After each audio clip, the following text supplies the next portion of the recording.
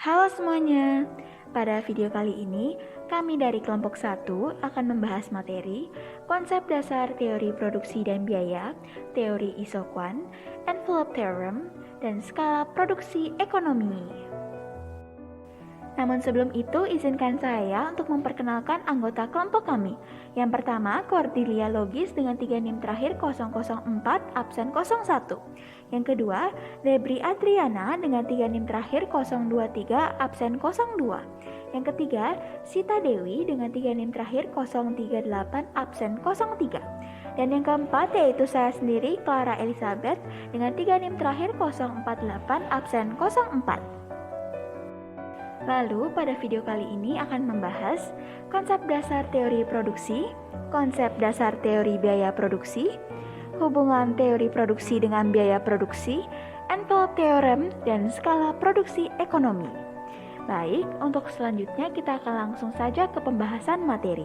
Selamat menyaksikan. Oke, masuk pada materi pertama yaitu konsep dasar teori produksi. Nah, sebelum masuk, kita harus mengetahui apa sih itu yang dimaksud dengan produksi. Produksi merupakan suatu kegiatan mengkombinasikan berbagai faktor produksi atau input untuk menghasilkan sejumlah produk atau output. Dalam produksi, umumnya memikirkan untuk berapa output maksimum yang dapat dihasilkan dari sejumlah input atau berapa jumlah input minimum yang dapat digunakan untuk menghasilkan sejumlah output. Untuk menghasilkan sejumlah output, maka sangat bergantung pada banyaknya input dan teknik produksi yang digunakan. Nah, hubungan antara kedua variabel tersebut, yaitu input dan output, dapat dinyatakan sebagai berikut. Q sama dengan fungsi dari K, L, R, T, di mana K merupakan kapital atau modal, L merupakan labor atau tenaga kerja, R merupakan resource atau sumber daya alam, T merupakan teknologi, dan Q merupakan output. Nah, berdasarkan fungsi produksi di atas, dapat diketahui bahwa jumlah output yang dihasilkan sangat bergantung terhadap jumlah faktor-faktor produksi yang digunakan. Di mana apabila penggunaan faktor-faktor produksi atau input ditambah, maka output yang dihasilkan juga akan bertambah. Begitu pula sebaliknya, apabila penggunaan faktor-faktor produksi atau input dikurangi, maka output yang dihasilkan juga akan berkurang. Materi selanjutnya adalah teori produksi. Teori produksi dalam ilmu ekonomi membedakan analisisnya melalui dua pendekatan berikut, yakni yang pertama, teori produksi dengan satu macam faktor produksi variabel, dan yang kedua, teori produksi dengan dua macam faktor produksi variabel. Masuk ke teori produksi yang pertama, yaitu teori produksi dengan satu macam faktor produksi variabel. Pada teori ini menggambarkan tentang hubungan antara jumlah produksi suatu barang dengan jumlah salah satu faktor produksi. Di sini kita memisalkan itu merupakan tenaga kerja yang digunakan. Pada kondisi ini diasumsikan bahwa jumlah faktor produksi lainnya adalah tetap dan hanya tenaga kerja yang dapat diubah jumlahnya. Namun, pada kenyataannya, keadaan tidak selalu seperti itu, di mana adanya tambahan faktor produksi variabel terhadap faktor produksi tetap belum tentu akan memberikan kenaikan hasil yang sebanding. Oleh karena inilah menyebabkan adanya suatu hukum yang dikemukakan oleh David Ricardo, yaitu the law of diminishing return. Itu artinya ada hukum pertambahan hasil yang semakin berkurang. Hukum ini menyatakan bahwa apabila satu jenis input terus ditambah dengan jumlah tambahan yang sama, sementara input lainnya tetap, maka pada mulanya tambahan output akan meningkat. Namun, pada tingkat tertentu, adanya tambahan input ini akan menyebabkan tambahan output yang akan menurun. Selanjutnya, kami menampilkan gambar kurva TP, MP, dan AP. TP di sini merupakan produk total, AP merupakan produk rata-rata, dan MP merupakan produk marginal. Di sini kami membagi kurva menjadi 3 tahapan, di mana pada tahap 1 mulanya terlihat kurva TP yang cekung pada titik 0 menuju titik A. Hal ini dikarenakan adanya ketidaksesuaian di mana penggunaan jumlah input variabel yang masih sangat kecil. Dengan adanya pertambahan input variabel akan menyebabkan TP atau produk total mengalami pertambahan yang cepat dan adanya peningkatan AP atau produk rata-rata. Hingga pada saat kondisi AP maksimum pada titik E di mana AP maksimum itu sama dengan produk marginal. Lalu pada tahap 2, dengan adanya penambahan input variabel kembali akan menyebabkan pertambahan TP atau produk total. Namun, tingkat pertambahannya semakin menurun hingga TP maksimum di titik C dan MP atau produk marginal akan sama dengan 0. Adanya penambahan input sehingga menurunkan tingkat pertambahan, TP menyebabkan AP atau produk rata-rata juga mengalami penurunan, namun tetap positif selama TP atau produk total masih positif. Pada saat ini terjadi pengangguran yang tidak kentara. Dan pada tahap terakhir atau tahap 3, penggunaan input variabel sudah terlalu banyak sehingga apabila adanya penambahan kembali akan menyebabkan MP atau produk marginal bernilai negatif dan TP atau produk total akan menurun. Pada saat ini tidak mungkin untuk menambah input variabel kembali karena justru akan mengurangi produksi dan menyebabkan kerugian. Kita masuk ke pembahasan berikutnya, teori produksi dengan dua macam faktor produksi variabel. Dalam teori produksi dengan dua macam faktor produksi variabel ini, diasumsikan bahwa terdapat dua jenis faktor produksi yang dapat diubah jumlahnya, yakni isokuan dan isocost. Yang pertama, isokuan, kurva produksi sama.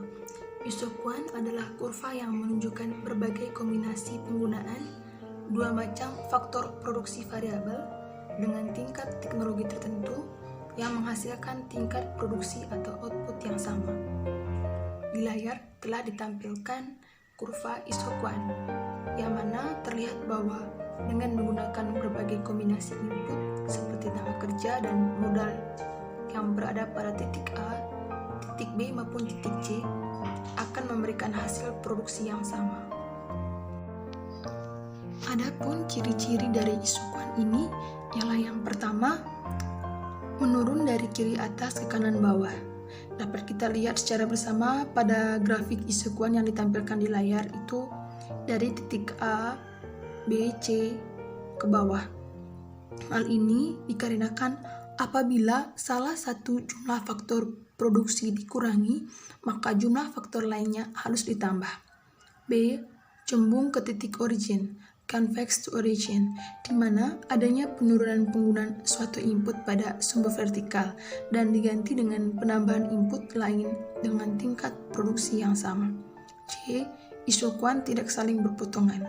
Seperti yang ditampilkan pada layar itu dari titik A, B, C ke bawah tidak mengalami perpotongan. D. Semakin ke kanan, kedudukan isokuan menunjukkan semakin banyak atau semakin tinggi jumlah output. Teori produksi dengan dua macam faktor produksi variabel yang kedua ialah isocost, garis biaya sama. Isocost adalah kurva yang menunjukkan berbagai kombinasi penggunaan dua macam faktor produksi yang memerlukan biaya yang sama. Baik, di layar telah ditampilkan bagaimana grafik isocost. Pada kurva tersebut menunjukkan bahwa dengan menggunakan kombinasi tenaga kerja dan modal seperti pada titik A atau kombinasi-kombinasi yang lain, dibutuhkan jumlah biaya atau anggaran yang sama. Yang kedua, pergeseran kurva isocost dari aspek harga faktor produksi. Apabila harga faktor produksi kapital turun, sedangkan faktor produksi yang lainnya tetap, maka kurva akan bergeser ke atas. Kita lihat bersama pada grafik kurva isocost yang ditampilkan di layar. Dan sebaliknya, apabila harga kapital semakin naik, maka kurva akan bergeser ke bawah. Lalu yang berikutnya, pergeseran kurva isocost dari segi anggaran.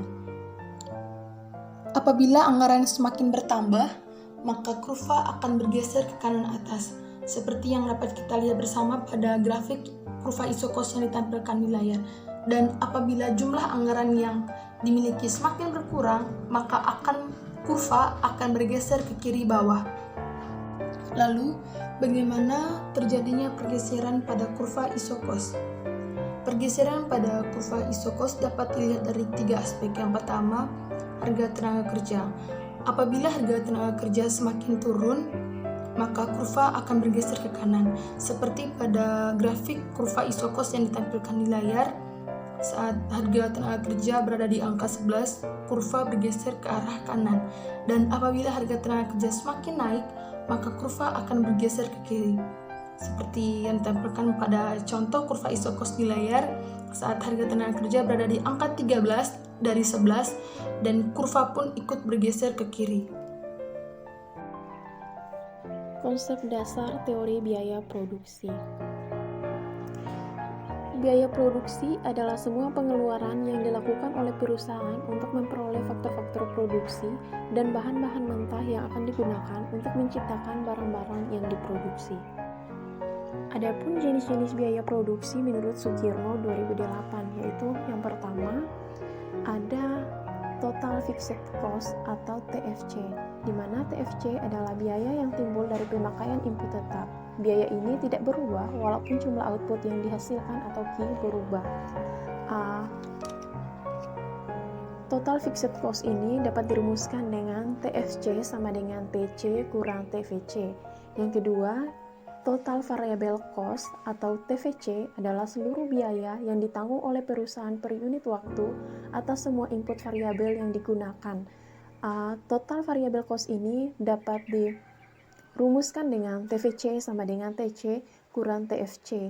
Yang ketiga ada Total Cost atau biaya total, atau TC adalah biaya keseluruhan yang dikeluarkan dalam menghasilkan output. Adapun rumus dari total cost ini yaitu TC sama dengan TVC kurang TFC. Jadi di slide dapat kita lihat dari gambar 3.1 itu dapat kita lihat bahwa TFC adalah 60, di mana berapapun tingkat output yang dihasilkan ini dicerminkan dalam gambar titik 1 oleh kurva TFC yang sejajar terhadap sumbu jumlah dan terletak 60 di atas sumbu tersebut. TVC adalah 0 bila outputnya 0 dan akan meningkat bila outputnya meningkat. Yang keempat ada marginal cost atau MC, di mana MC menunjukkan perubahan pada biaya total sebagai akibat perubahan jumlah output sebanyak satu satuan, sehingga dapat dituliskan atau dirumuskan MC sama dengan delta TC per delta Q. Yang kelima ada average fixed cost atau biaya tetap rata-rata, atau AFC adalah rata-rata biaya tetap yang dikeluarkan untuk membuat satu satuan output, atau dapat dirumuskan AFC sama dengan TFC per Q. Yang keenam ada average variable cost atau AVC, atau disebut juga biaya variabel rata-rata, di mana AVC adalah biaya rata-rata variabel yang dikeluarkan untuk membuat satu satuan output. AVC diperoleh dari membagi biaya variabel total dengan jumlah output, yang mana dapat dirumuskan AVC sama dengan TVC per Q. Yang ketujuh ada biaya total rata-rata atau average cost atau AC, atau terkadang dituliskan dengan ATC. Dapat kita perhatikan pada slide terdapat gambar 3.2, itu terdapat TFC, TVC, TC, AVC, AFC, AC, dan MC, di mana diterapkan dalam gambar 3.2. Kita perhatikan bahwa nilai schedule MC kolom 8 dan 1 itu diletakkan di tengah-tengah antara tingkat output yang berurutan. Dalam gambar 3.2 kita perhatikan juga bahwa sementara kurva AFC turun terus-menerus, bila output ditambah maka kurva AVC, AC, dan MC berbentuk U. Kurva MC mencapai titik terendah pada suatu tingkat output yang lebih rendah daripada kurva AVC dan AC. Juga bagian kurva MC yang menaik memotong kurva AVC dan AC pada titik terendahnya. Selanjutnya yaitu biaya produksi jangka pendek. Adalah biaya yang menunjukkan sebagai faktor produksi tidak dapat ditambah jumlahnya. Salah satu faktor produksi bersifat tetap dan sebagian lainnya dapat berubah-ubah. Dalam jangka pendek terdapat fixed cost dan variable cost. Fixed cost dihubungkan dengan input yang tetap, seperti sarana dan prasarana, biaya untuk pembelian mesin, biaya pembuatan akses jalan menuju tempat usaha atau pabrik, dan lain sebagainya. Sedangkan variable cost adalah biaya yang akan terus mengalami perubahan seiring kondisi perekonomian negara. Biaya variabel meliputi biaya upah tenaga kerja, pembelian bahan baku, dan sewa gedung atau perkantoran. Pada bagian sebelah kiri menunjukkan kurva biaya-biaya total. di mana kurva TFC yang menggambarkan biaya tetap total, kurva TVC menggambarkan biaya berubah total, dan kurva TC yang menggambarkan biaya total. Kurva TFC bentuknya horizontal karena nilainya tidak berubah walau berapapun banyaknya barang yang diproduksikan. Sedangkan kurva TVC bermula dari titik 0 dan semakin lama semakin bertambah tinggi. Ini menggambarkan bahwa pada titik 1, pada ketika tidak ada produksi, TVC adalah 0. Dan pada titik 2, semakin besar produksi, semakin besar nilai biaya berubah total. Bentuk kurva TVC pada akhirnya semakin tegak menggambarkan bahwa produksi dipengaruhi oleh hukum hasil lebih yang semakin berkurang. Hukum tersebut menimbulkan efek berikut ke atas kurva TVC. Pada permulaannya, apabila jumlah faktor berubah adalah sedikit, produksi marginal meningkat dan menyebabkan TVC berbentuk agak landai. Tetapi apabila produksi sudah semakin banyak, produksi marginal semakin berkurang dan menyebabkan kurva TVC semakin tegak. Di sebelah kanan ada bagan kurva biaya rata-rata. Kurva biaya rata-rata berbentuk menurun dari kiri atas ke kanan bawah. Bentuk yang demikian disebabkan karena ia menggambarkan bahwa semakin besar jumlah produksi, semakin kecil biaya tetap rata-rata. Kurva-kurva AVC, AC, dan MC mendekati bentuk huruf U. Bentuk kurva yang seperti itu mencerminkan bahwa kegiatan produksi dipengaruhi oleh hukum hasil yang lebih tinggi yang semakin berkurang, yaitu pada waktu produksi masih sangat rendah, pertambahan sejumlah tertentu biaya produksi akan menyebabkan pertambahan yang besar terhadap jumlah produksi. Tetapi apabila produksi telah menjadi semakin banyak, sejumlah tertentu biaya produksi akan menimbulkan pertambahan produksi yang semakin sedikit. Sebagai akibat dari keadaan ini, pada waktu jumlah produksi sedikit, kurva AVC, AC, dan MC menurun. Dan pada waktu produksi sudah semakin meningkat, kurva AVC, AC, dan MC arahnya menaik. Berikut adalah hubungan kurva MC dengan AVC dan AC. Dalam menggambarkan kurva-kurva, biaya rata-rata perlu disadari dan diingat bahwa kurva AVC dan AC dipotong oleh kurva MC pada titik terendah dari masing-masing kurva tersebut. A. Apabila MC lebih kecil daripada AVC, maka nilai AVC menurun. Berarti kalau kurva MC di bawah kurva AVC, maka kurva AVC sedang menurun. B. Apabila MC lebih besar daripada AVC, maka nilai AVC akan semakin besar. Berarti kalau kurva MC di atas AC, maka kurva AVC sedang naik. Sebagai akibat keadaan yang dinyatakan pada pernyataan 1 dan 2, maka kurva AVC dipotong oleh kurva MC di titik terendah dari kurva AVC. Dengan cara yang sama dapat dibuktikan bahwa kurva AC dipotong oleh kurva MC pada titik terendah kurva AC. Secara grafik, perhubungan di antara MC dan AVC dan AC adalah seperti yang ditunjukkan tadi. Materi selanjutnya adalah biaya produksi jangka panjang. Dalam jangka panjang, perusahaan dapat menambah semua faktor produksi atau input yang akan digunakannya. Oleh karena itu, biaya produksi tidak perlu lagi dibedakan antara biaya tetap dan biaya berubah. Di dalam jangka panjang, tidak ada biaya tetap. Semua jenis biaya yang dikeluarkan merupakan biaya berubah. Ini berarti bahwa perusahaan-perusahaan bukan saja dapat menambah tenaga kerja, tetapi juga dapat menambah jumlah mesin, peralatan produksi, luas tanah yang digunakan, dan luasnya bangunan atau pabrik. Adapun beberapa konsep yang berhubungan dengan biaya produksi jangka panjang. Di sini kami merangkumnya menjadi 3 konsep. Yang pertama adalah biaya rata-rata jangka panjang atau long run average cost yang disingkat LHC. LHC di sini menunjukkan biaya produksi per unit minimum untuk setiap tingkat output pada setiap skala operasi yang diinginkan. LHC diperlihatkan oleh kurva yang menyinggung semua kurva biaya rata-rata jangka pendek atau SAC yang mencerminkan semua alternatif skala operasi yang dapat dibangun oleh perusahaan dalam jangka panjang. Konsep kedua adalah biaya marginal jangka panjang atau long run marginal cost yang disingkat LMC. Di mana ketika LAC mengukur perubahan biaya total jangka panjang atau LTC per unit perubahan output, LTC di sini setiap tingkat outputnya dapat diperoleh dengan mengalihkan output dengan LAC untuk setiap tingkat output tersebut.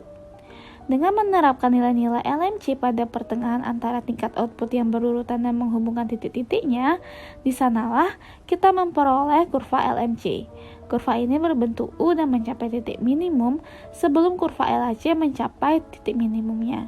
Di samping itu, bagian kurva LMC yang menari akan selalu melalui titik terendah kurva LHC tersebut.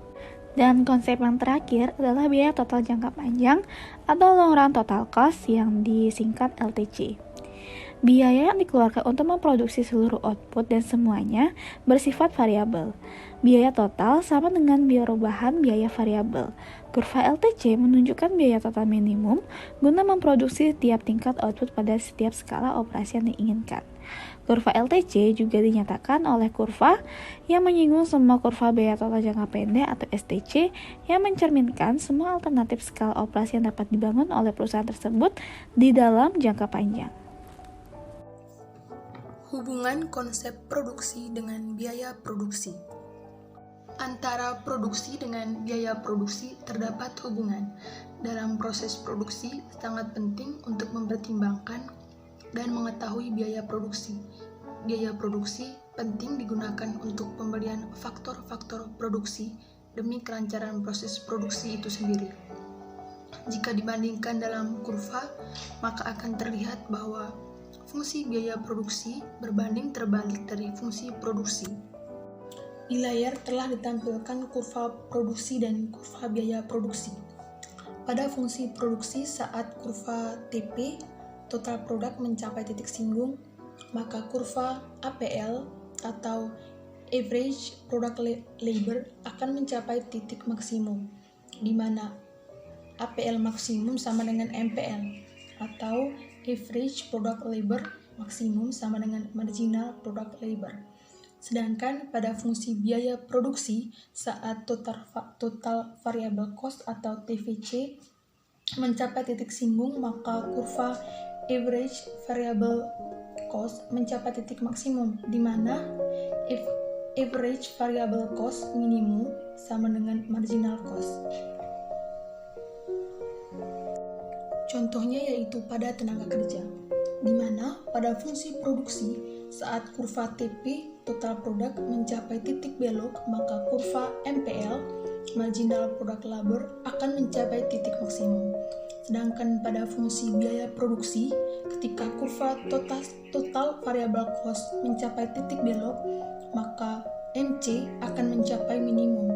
Hal ini terlihat bahwa kurva MPL semakin menurun dan kurva marginal cost semakin meningkat. Ini berarti bahwa adanya penurunan nilai tambahan output yang dihasilkan dari peningkatan jumlah tenaga kerja menyebabkan adanya peningkatan tambahan total biaya atau marginal cost yang harus dikeluarkan. Selanjutnya materi keempat yaitu Envelope Theorem. Envelope Theorem atau teorema amplop adalah sebuah cara untuk mengukur perubahan yang terjadi pada suatu fungsi pada titik optimum. Teorema amplop ini penting karena dapat digunakan untuk membantu menganalisis secara dekat variabel-variabel yang ada pada lingkungan ekonomi yang saling berkaitan.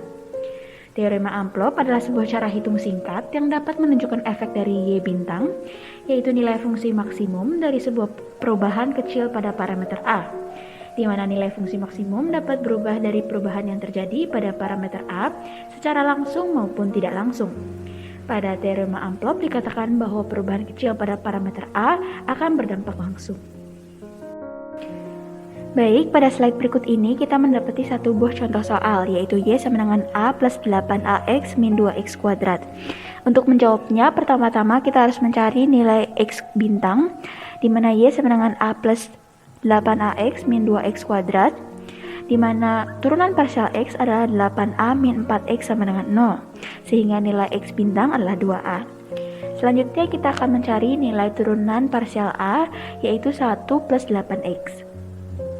Dilanjutkan dengan memasukkan nilai X bintang pada X, yang dimana sebelumnya kita dapatkan adalah 1 plus 8X menjadi 1 plus 8 dikali 2A sama dengan 1 plus 16A. Sehingga bila A sama dengan 10, maka perubahan kecil pada parameter tersebut membuat Y bintang bertambah sebanyak 1 ditambah 16 dikali 10 sama dengan 161 satuan.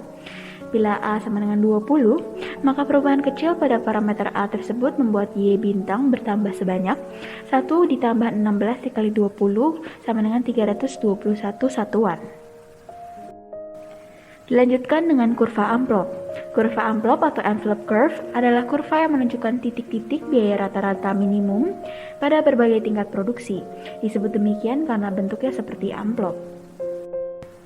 Pada gambar yang tertera pada slide, ditunjukkan bahwa perusahaan memiliki 3 pilihan produksi yang dimiliki. Pilihan pertama berproduksi dengan pabrik kecil, yaitu SAC1. Kedua berproduksi dengan pabrik ukuran sedang, SAC2. Dan terakhir berproduksi dengan pabrik ukuran besar, SAC3. Pada kurva tersebut dapat dilihat bahwa produsen sudah membuat keputusan, yaitu berupa perkiraan kuantitas barang yang dapat memberikan keuntungan maksimum. Seperti penjelasan di awal bahwa produsen membuat keputusan berapa barang yang harus diproduksi.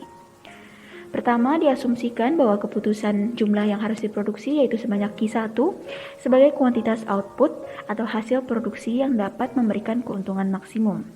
Pada sisi jangka pendek dengan jumlah Q1 yang harus diproduksi, pabrik yang dipilih oleh produsen yaitu pabrik yang kecil agar biaya rata-rata dalam jangka pendeknya paling kecil berdasarkan jumlah yang ingin diproduksi. Biaya rata-rata produksi dari pabrik kecil yaitu sebesar SAC1 berwarna merah, sehingga harga biaya produksi rata-rata jangka pendek yang dipilih yaitu sebesar Y3. Pabrik sedang dan besar tidak dipilih karena dengan jumlah output yang diproduksi hanya sebesar Q1. Membuat pabrik sedang dan besar membuat biaya rata-rata jangka pendeknya terlalu mahal. Kedua, bagaimana kalau asumsinya diganti bahwa produsen ternyata ingin memproduksi barang sebanyak Q3? Produsen akan menganggap bahwa memproduksi sejumlah Q3 sebagai output inilah yang dapat memberikan tingkat laba maksimum. Bila kondisi ini dihadapi, yang dipilih dalam jangka pendek yaitu berproduksi dengan pabrik besar.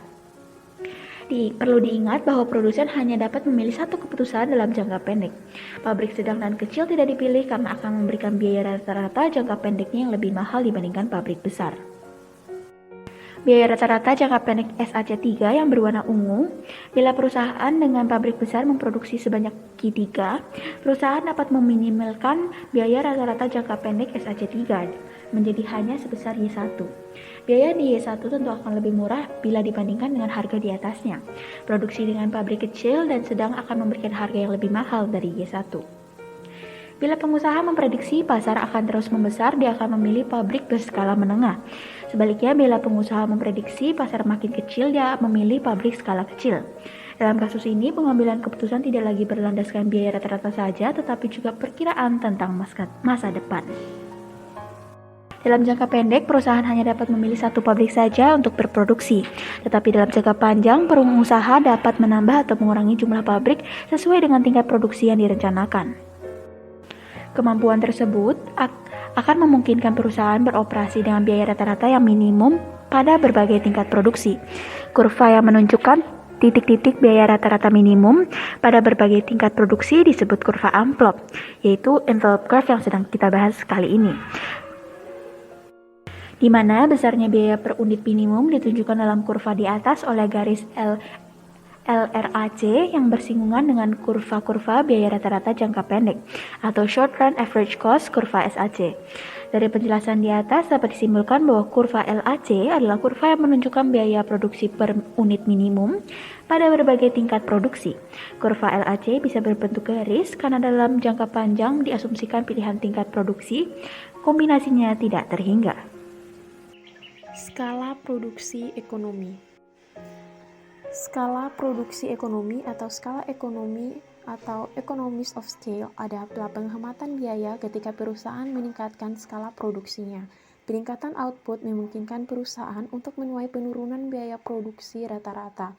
Produksi menjadi lebih efisien karena perusahaan dapat menyebarkan biaya ke sejumlah besar output.